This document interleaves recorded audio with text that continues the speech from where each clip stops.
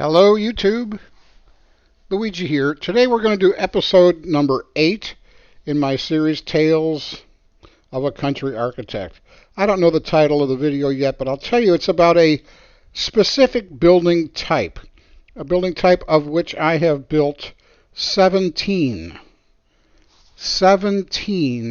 of these buildings in different places. They are handicap-accessible toilet and shower facility buildings in campgrounds. This very first one you see here is in the Russell Pond Campground. This is a national park. The rest will be state parks. This is a national park, and I am told that this was the first time the National Park Service had hired an architect not in-house, an architect in private practice. Now, I'm a one-man band, and I'm not that important, but they didn't find me. I got the job by associating with the civil engineer who laid out the whole campground, and they brought me aboard as their architect.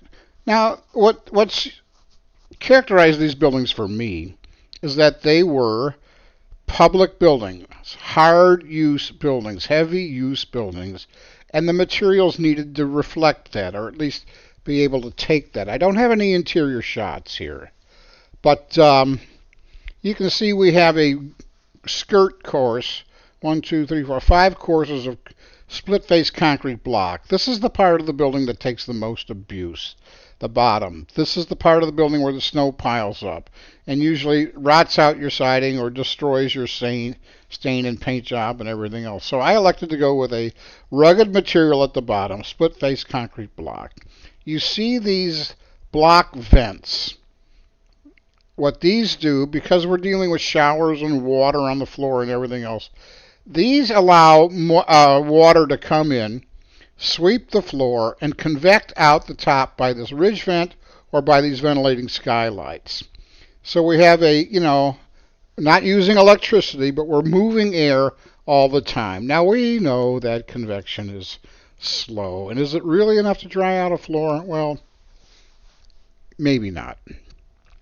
You see a little drip protection here over the doorway. You come down this corridor. This building is split lengthwise by gender, male and female. These are the toilet part. The showers part is on this end.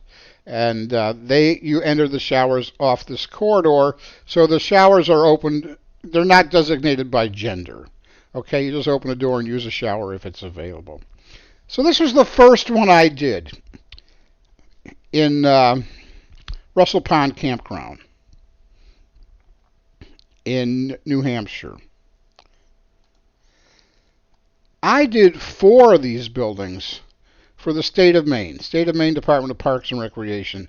These are in Sebago Lake State Park. Sebago is the biggest lake in Maine, and it's near Portland, as opposed to some of the others I did way out in the boonies, where the campers are more serious nature lover campers. These are urbanites. This is the blue tarp crowd. These are the people who bring their televisions to a camp yard, and they're being urbanites. They're a bit more rowdy and a little harder to handle in terms of the demands they put on this building, and I will explain in a minute. Here we have the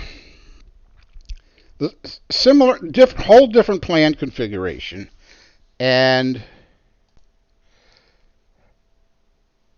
the buildings are again split down the middle by gender in terms of the toilets and the sinks, but the showers, this long outside corridor, every one of these doors is a shower door, and every one of these showers is a handicapped accessible shower. And every one of these showers is laid up in glazed concrete block. There's no flimsy materials here. Again, this is a hard use. This was true of Russell Pond as well. This is a hard use public building, and I tried to make it bomb proof. Glazed concrete blocks for the showers.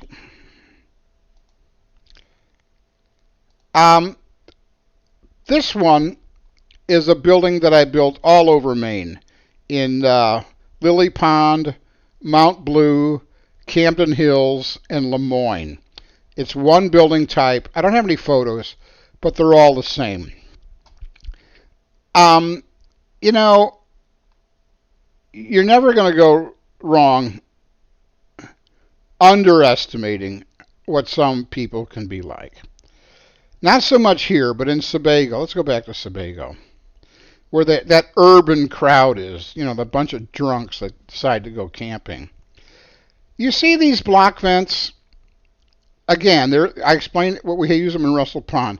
There were campers, males, who would lie on the ground here so they could look through the louvers and catch women in their showers or toilets. Sick voyeurs. I could not have anticipated this. And they took me to task on that. They said, well, what could you have done to prevent that? And I said, well, I suppose if I thought like a pervert, I would have anticipated it. But this was way outside of my radar. I never, ever would have thought somebody would do a thing like that. Another thing that happened right here at this campground is we had wall-hung sinks, wall-hung toilets. So the floors were easily mopped without any obstructions. The wall-hung sinks all had flush valves, and the warm water temperature was rigidly controlled. So someone couldn't let the water run for hours and hours and hours. They were motion detector, automatic valves on the sinks, flush valves on the toilets. Because we had wall-hung sinks, well, I'm not going to say because of, but one day, some overweight drunk, let's go camping, let's get drunk, yee-haw. Some overweight drunk decides to dance, walk upon these wall-hung sinks. Now, this guy was big and heavy, and one of the sinks broke. The corner of this vitreous china broke. Now, vitreous china, when it breaks, you get a really sharp shard, a really sharp point. And as this guy came crashing down over the sink he just broke, he got a huge cut, deep cut in his back. He required 1,000,000 stitches.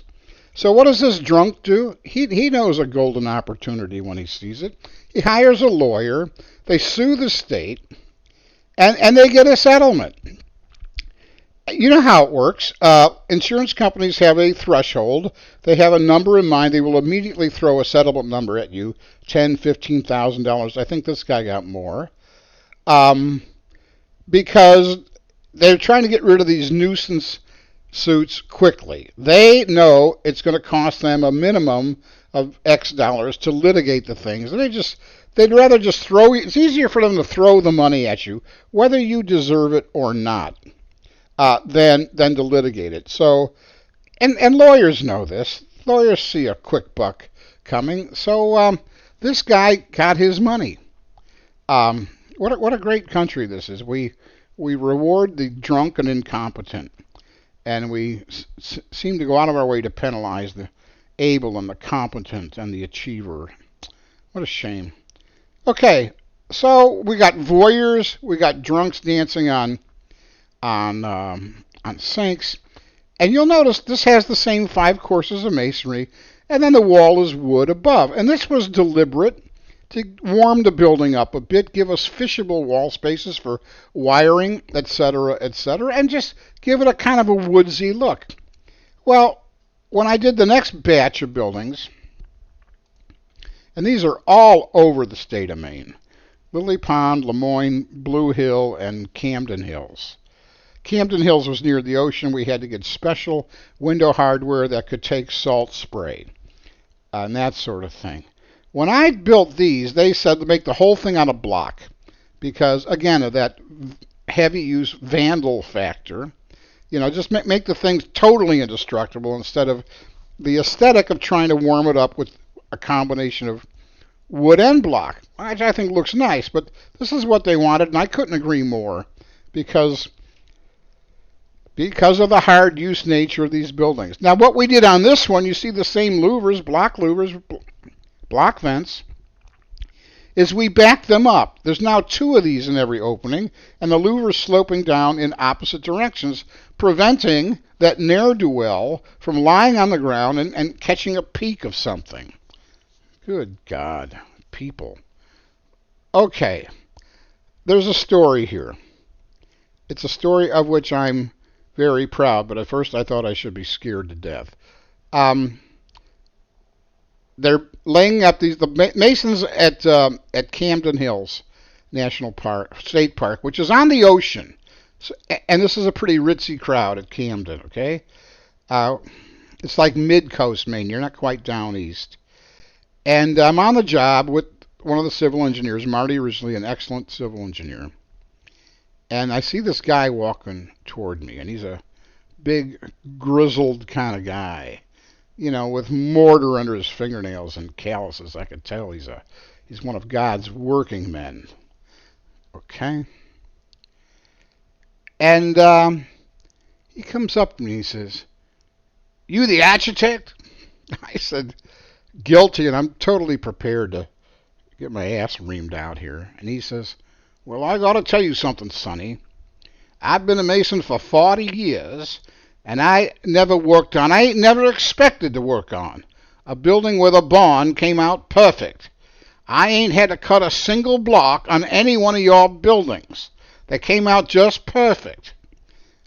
Now, he doesn't know it, but he's paying me the highest compliment a tradesman can pay me. Okay?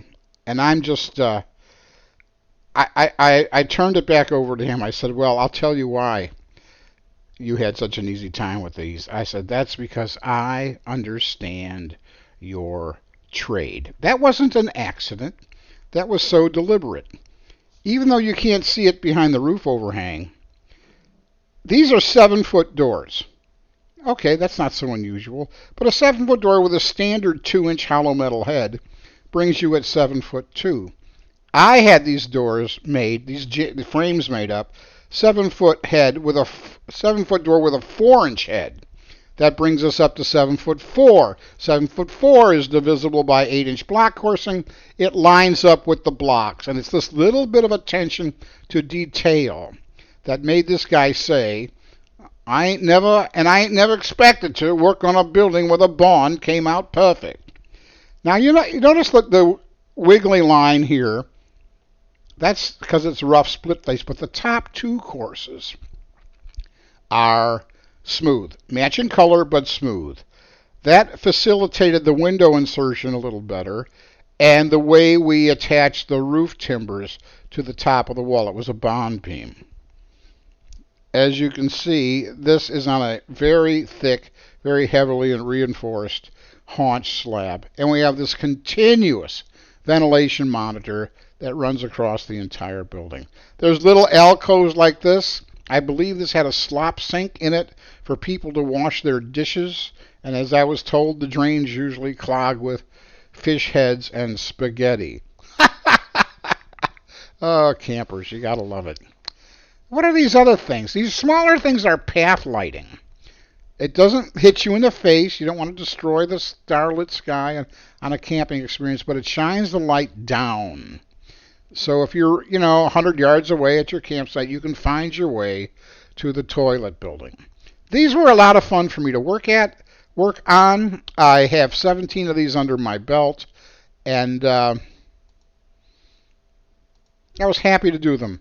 I really was.